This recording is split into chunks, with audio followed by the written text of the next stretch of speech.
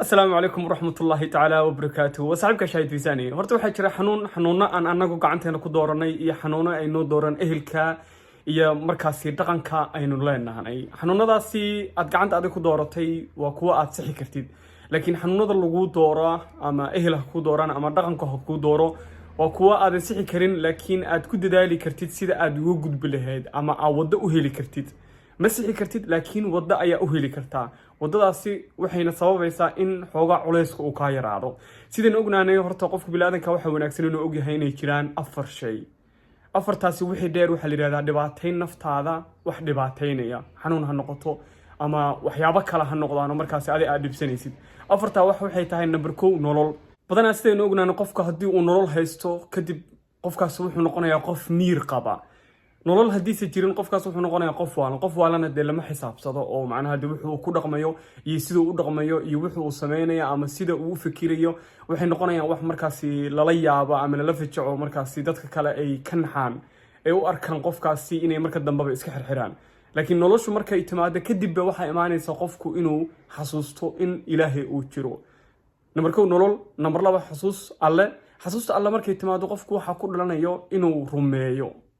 واتن سدحات رمين با إيمانيسا أو الله أيو رمينيا كدب الله مركو رمي قفك مركاسي وحا إيمانيسا رمين تاسي وحي يسكو بدليسا إن قفك بغضين يسوغشا إني دمشي جيرتو أو حسوستو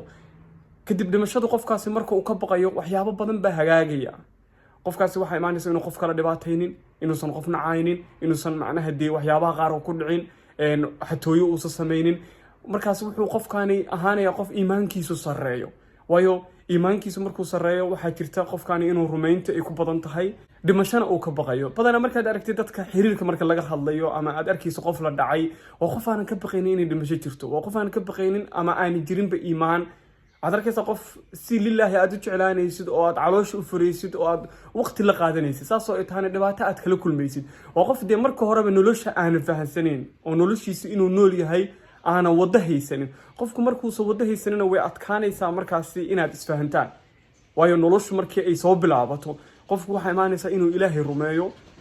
أو حسوسته إنه الله تشرو كدي وحيابه وكل رمايو وكفير سنة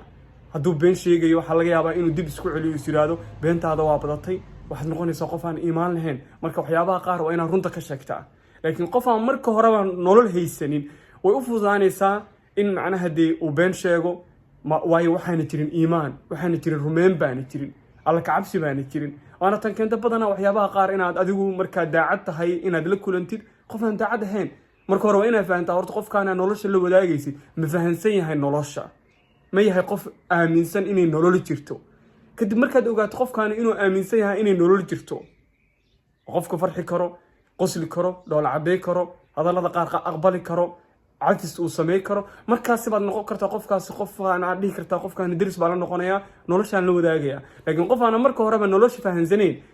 تامحني هذا واحد تهاي إن أتكسو قادد بقف كاس إنه يهاي قف أنا أبور نام بو أرك وحيابها وكل رقميو وحيابها وسمينيو سيدو إنه يهاي سيدو رقميو أما حنا نقطه أما دباتنا نقطه إنه يهاي قف إسكا أبورن لكن أنا فهن زنين وكل رقميو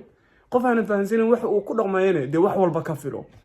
marka aad qofka ka filinayso wax walbana de markaas waxa dhacaysa in marka naftaada uu dhibaateeyo wuxuu ku dhibaateynaya waxyaabo adigu u ogolaatay qofkana mar walba aad soo dhaweysid nolosha haduu sa fahansaneen ma fahmayo dhaweynshahaas soo dhaweynayso ma fahmayo inay naxariis tahay wuxuu u fahmayaa dan gooni asiya in lagu wato qofkana dan in lagu wato qofku markuu u fahmay in dan lagu watane wuxuu doono ku dhaqmayaa ana tan sababta mar walba qofkani wax walba hay'ad ka dhaxeeyo ama asqabtaan ama xiriir hay'ad ka dhaxeeyo ama shaqo hay'ad ka dhaxeyso mar walba aad wanaag u sameeysid uma arkayo in nolol ay jirto ee wuxuu arkayaa in dan ay jirto dantaasi markuu dareemana waad kala kulmaysaa mar walba dhibaato qofkani ama miir qablaan waayo nolol baa dhankiisa jirin waxaan u maleynayaa in inta la fahantay nolol hadii jirto waxa imaanaysa qofku inuu Ilaahay rumeeyo rumeyntaasina waxay sahlaysaa qofkaasi inuu ka baqad dhimashada markuu ka baqana waxa imaanaysa qofkaasi inuu noqdo qof la fahmi karo oo naxariis leh oo qalbigiisu jilicsan yahay وصاحبك شاهد بيزان وكلها يا رمضان ودماday kuwi laga aqbal Allah naga dhigo meel walba dunida ka joogtaan Allah kugu xifdiyo السلام عليكم